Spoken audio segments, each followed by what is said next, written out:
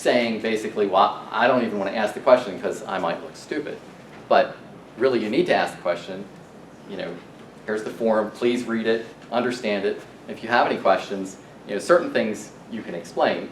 Other things they need advice for. The things they need advice for obviously need an attorney. But just begging off of that question completely is one of the things that causes complaints to come in, because somebody either didn't have the confidence or the comfort level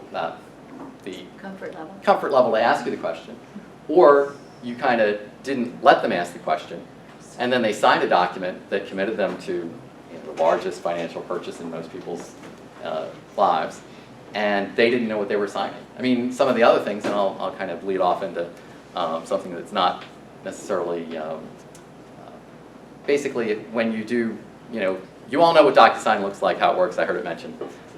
So if you haven't sat down and had them review the forms prior to that deal, when they find their house, they've been looking for a year and a half, and it's this rush to get this offer in because, you know, they're being considered tonight, I would say a couple of things. One, I would do that much further earlier in the process so that they know what they're signing, what these forms look like. The other part is maybe they've asked for seller's assistance or something like that. Maybe you're rushing because you've got a couple deals going. You forgot to put it in there. They sign it, sign here, sign here, sign here, and didn't review it because that's the way DocuSign, at least when I've looked at it, is set up. They missed it, you missed it, deal's ratified on the other end, and then you got to go back and say, well, we were going to ask for $7,500 of seller's assistance. What do you think? I would encourage them to read through their documents each and every time they see them, and certainly before signing them, because an extra pair of eyes is always going to help. Because they can catch things that, you know, they thought they talked to you about. And when they don't see them, they'll come back and say, what about this? Oh, do you want that? That's different.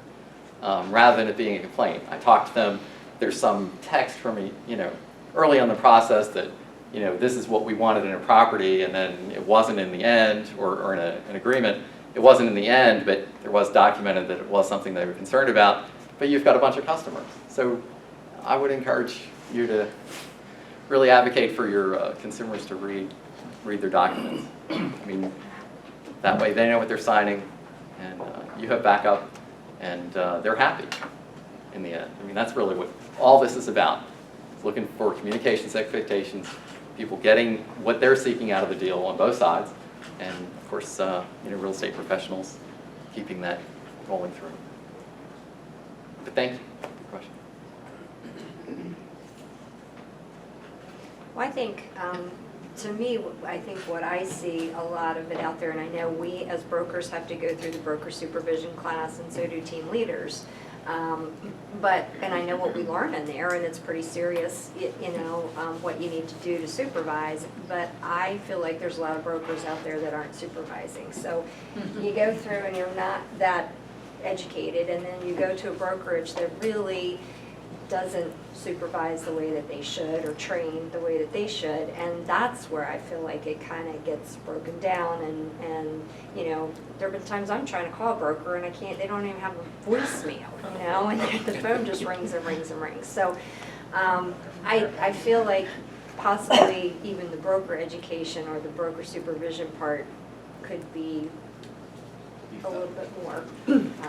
So, you know. and brokerages, they're, I didn't put it on the slide, but there are about 4,339 brokers in the state of Maryland. And there are obviously large brokerages that do it very well, and some that do it very poorly. And the flip side is true too. Some smaller brokerages don't do supervision well, and some do it very well. So what I would say is that some of the things that are related to advertising, the concerns that have been discussed by the Commission, and how to handle advertising complaints going forward, have really, again, gone to broker supervision. It's in Maryland law that brokers need to review all advertisements, and when you looked at what they're going to have to do, I can't imagine one broker doing that, but of course, if they have systems and processes in place to review those things, then likely we'll see advertisements get better in terms of that. But a well-functioning brokerage with those kinds of systems and processes, not just related to advertising, but to everything, will go a long way to increasing, you know, callbacks, to increasing just the general things that you've discussed as concerns. But I did write down education, because I mean, it's good to hear that. Sometimes there's, it runs the gamut on what we hear about education. I really haven't heard anybody say there was too much. And we really have tried to make it. We really have tried to make it easy for folks to. I mean, you can go online and do your CE. There's a variety of ways to accomplish that. And even if you put it off at the end, which I hope you don't, you can kind of finish all that up and get it done prior to renewing. But really, the commission is extremely committed to education. There are only 2 committees they have report each session. One is the legislative, and that's normally, has its troughs only because, the cycles in proposing and also tracking are cyclical. But the education committee is the other one. They talk about concerns they see, concerns they hear, folks they interact with, because again, 5 industry professionals, so they hear, your concerns as well. And they wrestle with those questions and try and come up with solutions for that. So. But I will have that down. We have commission meeting tomorrow. They're open meetings. You can attend if you'd like. But yeah, I'll certainly bring that up as well. Yes? I've been on the education committee with FCAR for 13 years. Okay. And well, I just honestly think 15 hours every 2 years isn't nearly enough. What do we do to get that changed? Well, Been that way as long as I've been licensed and probably everybody else in this room. the education requirement is outlined in the Brokers Act, so that's a change It's to as well. minimal though. It's bare minimum. Talk to your congressman. Yeah, the number of hours is specified in Maryland law, so that's the So we have to avenue. go change it by Maryland law. I think it attributes to the nutrition. I Yeah, don't think that's you just true. get education, they don't last long. That the ones that don't take. That's right, I think Yeah. they just kind of like realize it's not easy enough. Mhm. That's my theory on it. But there's so many people that have been in the business, 5, 6, 7, 8 years, that are scrambling at the last minute, because we, especially in the winter, we have a required class that gets canceled because of the weather, and we get people calling in screaming, my license renews tomorrow, I have to have this class. It's like, well, dude, you had 2 years to take the class, I don't want to hear it. That's Yes. my reaction, but sorry, you're bad luck. Yeah. You wait until the last minute in February and March, so this is going to happen. And you bring up a great point. I mean, the minute you renew, and I will say the way our system works, the minute you renew and your next licensing period starts, so if you renew on December 14th and your licensing period starts January 1st, January 1st you start taking classes. For that 2-year licensing period, you can be fully complete relatively quickly and painlessly, and then 60 days out you can renew. So a great point. And the fact that this is centrally tied to your livelihood, I would assume kind of be a lever You'd be as well. smart, but not that many times. Yes. I have a quick question, two actually. Recently I passed my associate broker and took my test for PSI. Okay. Maybe the end of last week, I got this mass email from a whole bunch of people about some girl who didn't pass her test. And it's all these people, and she's claiming that PSI sold everybody's names. Well, I passed mine, so I don't know why I'm on the list, but can you talk to the commission? I mean, if I go on and say reply to all, stop replying to all, it's kind of stupid. But I don't know if PSI is doing it or not, and I don't know how they would have gotten my name and email. It's interesting you mention that. It was about last week Yeah, it was that last week. is the first time that I've heard about this. Oh, yeah. So really what I'll say is we're looking into it. Yeah, I've got 'cause- emails if you need any help with 'cause that. You are the third person to mention this. Well, it's just irritating because we got enough emails, and I really don't care if somebody passed or not. That's not my problem. I mean, I'm not being cold-hearted. No. I'm sorry. they didn't. I understand completely. Yeah. And PSI does sell the lists. And they claim they don't. Oh, yes, they do. I know they have to because I got on it. And I'm like, really? so We shouldn't allow that. we are looking into that. Okay. It is a concern. Actually, if you could forward me that, because Okay. of the 2 people who complained, One did forward me information, which helps us to investigate it. The other one chose not to because they felt they didn't want to forward a whole bunch of email addresses to us. But Well, if you you know, could- I'll send it to you because if you I could- don't know the list. They have their email address No, if you're they're licensed by The second question I have is I recently listed one of an agent's property okay, is being transferred. Do I need to put in that advertisement that that person's a licensed agent? they need to disclose it. Well, they've disclosed it, we've got it in the disclosures. Okay. But in the ads, do I need to put anything in there like owner is licensed agent, even though it's not me? You could, out of the abundance of caution, but Well, I was looking at the bottom one, it's property owned by licensees, I was just concerned, I don't want to violate that. as long as they've signed the They have form to that is have part of that on the the disclosures. packet that is given, then that So I means don't they're have to put that in ad. abundance of caution if you want. I love his answer, but I can't catch you. All right, I've got gotcha. questions. Yes. So is there anything coming from the Maryland Real Estate Commission to kind of address the fact that, you know, at least here, I don't know all the counties in Maryland, but here we have kind of competing versions of the same exact document with different timelines, stipulations, contingency periods, even down to what a actual day is defined as, you know, which kind of creates a little bit of confusion for the consumer. It creates confusion for the agents, and we spend hours kind of going back and forth over which documents we would prefer, which documents we wouldn't prefer, you know, and a paper trail going back and forth. So is the Real Estate Commission kind of seeing that and addressing that at all, or? So you're referring to, and if you couldn't hear in the back, it was there are various forms that are submitted by different brokerages as part of the deal. Is that, you know? Yeah, I mean, a offers- perfect example of that would be like the property inspections addendum from G-Car has a different contingency period on it than the property inspection contingency from F-Car, or the MAR version.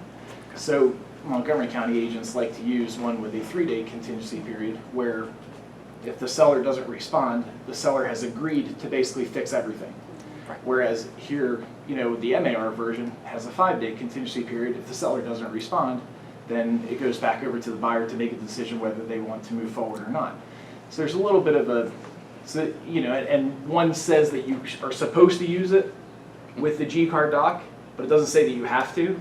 And then the other one says, you know, so there's a lot of different kind of mixtures and variations on a theme that kind of create confusion in the course of a transaction because they're kind of saying the same thing with just different information on them. Yeah, and I can understand what you're saying in terms of the differences between the contracts, but contracts of course, offers need to be presented. All written offers need to be presented in Maryland, so that's the commission answer. The other part about how that is formed, and you know, there are attorneys from each of those organizations that have developed these forms, and we, as long as it's an offer, a written offer, it's presented. That's in the eyes of the commission.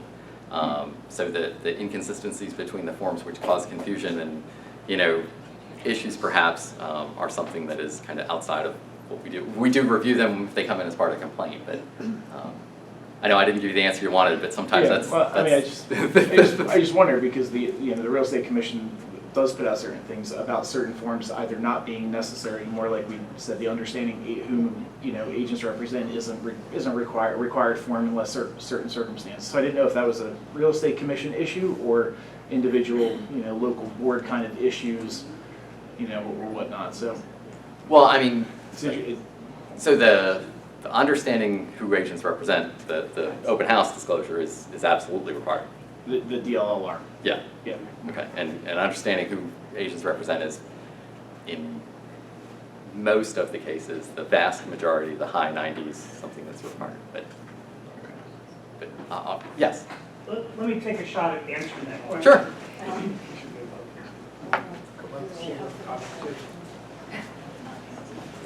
So, the Real Estate Commission doesn't produce forms.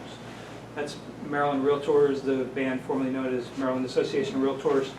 And then the local associations do their own forms as well. Right, so G-Car, F-Car, we really have no control over what G-Car is doing. But FCAR Forms Committee, which there's some really heavy-hitting agents on that Forms Committee, they've taken the position over the last few years that if there is a form at the state level and we have a competing form, we're taking it out of our library and deferring to the state level because they're reviewed by the state level attorneys. All for that. Right, so you'll see All for it. fewer and fewer FCAR forms. It's not going to change the addendum clauses A that you're referring to. Right. And yeah, it has different timeframes. As long as you're aware of the timeframes, it should be fine. Yeah. Yeah.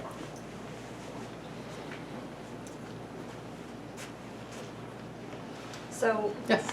this is really more of a Bright MLS issue, but we've been seeing more and more with this coming soon status on Bright MLS. Agents putting signs in yards and it's not listed as coming soon. And there just seems to be a whole issue with the consumer that if they think that their house is supposed to be multiple listed, but it's not, and the agent's putting it in the yard and not coming soon, so all agents don't have access to it. Is the Real Estate Commission working with Bright on some of those issues, or? So, if you have a listing contract, you can, obviously market the property and do certain things like that. We are aware, of course, that there are instances where somebody doesn't want the property marketed. If they're doing a lot of renovation work and correct permits are pulled and licensed contractors are doing it, then maybe they want to wait until all that's done and it looks, with the gray walls and the gray tile like, most of them do nowadays. But so they have a desire to not list it at that point. Sure. So there's that balance between them not listing it until those things look correct and then also trying to do something else with that listing in terms of keeping it close, and that obviously is the issue. I think a valid reason for not doing it, like I mentioned, is something that most people would agree with, except if there's another purpose for that, either trying to keep the listing in brokerage or finding something under dual agency, then that is an issue because you're not really getting the best price for that property if it hasn't been open to everybody.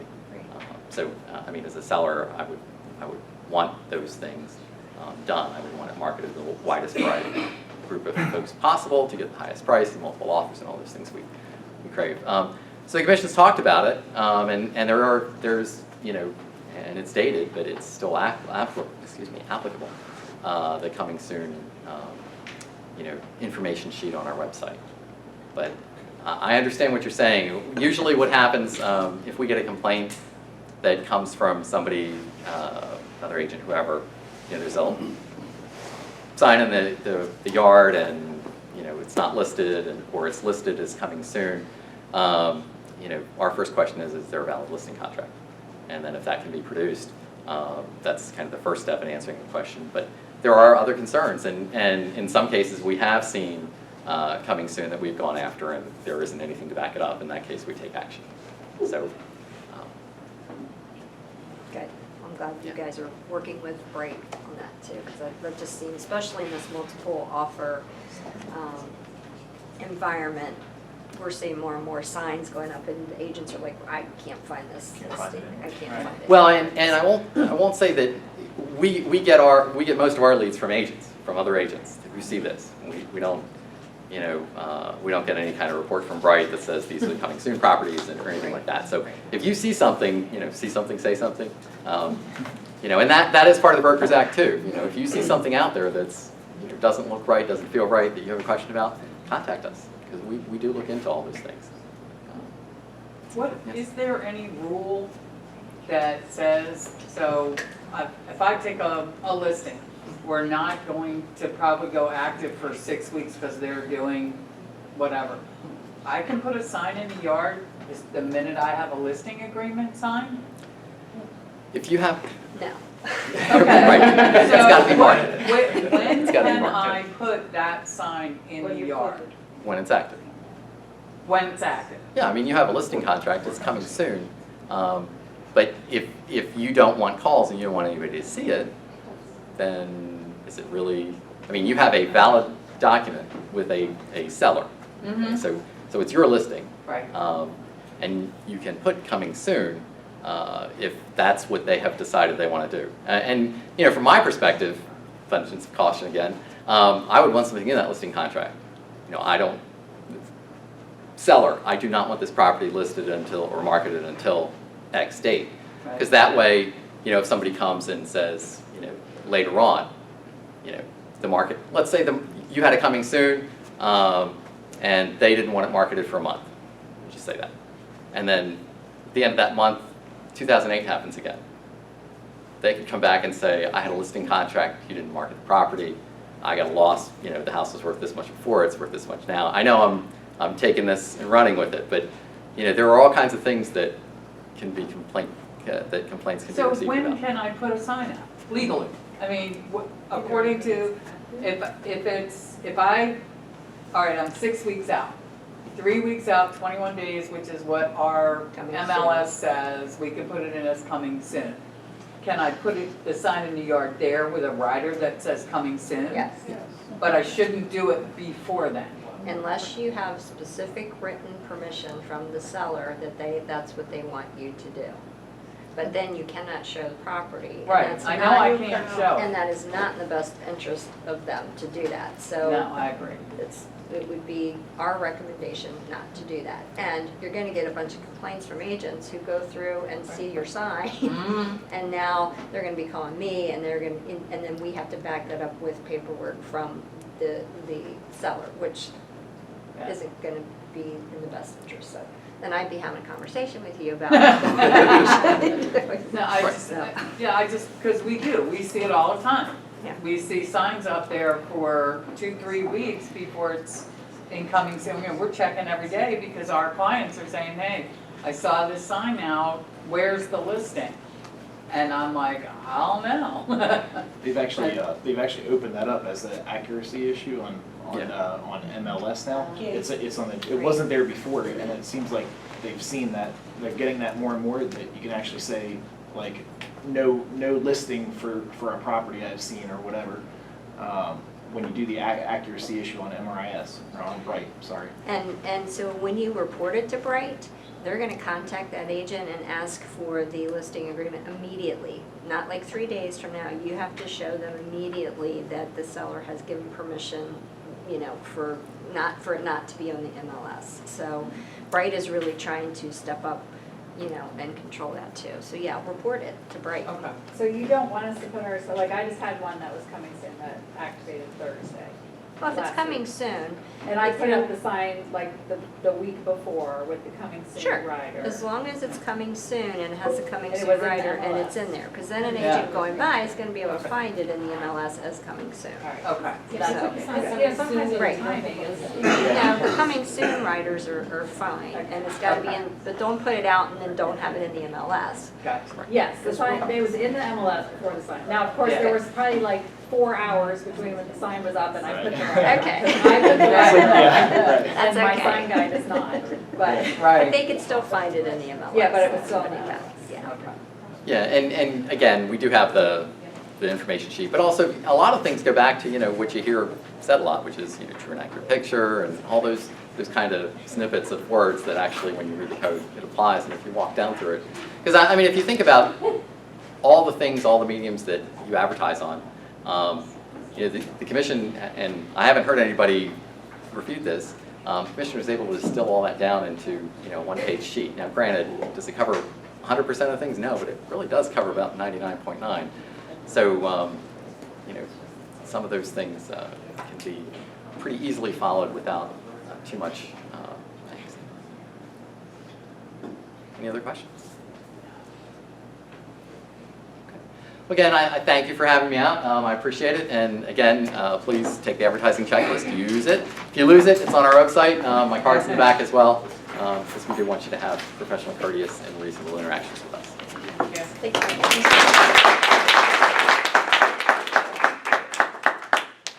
Okay, hope to see you guys tonight. Oh, I also wanted to mention, I know that Kim, you're having an open house, and Sandy Snyder and Charlotte Ashton are also having an open house today from 11 to 2. So a little bit longer time period, so if you want to go out We're gonna feed you all day today. You get breakfast, you get lunch, and you get dinner. And hope to see you guys tonight. Come have a great time at the game. See you guys there.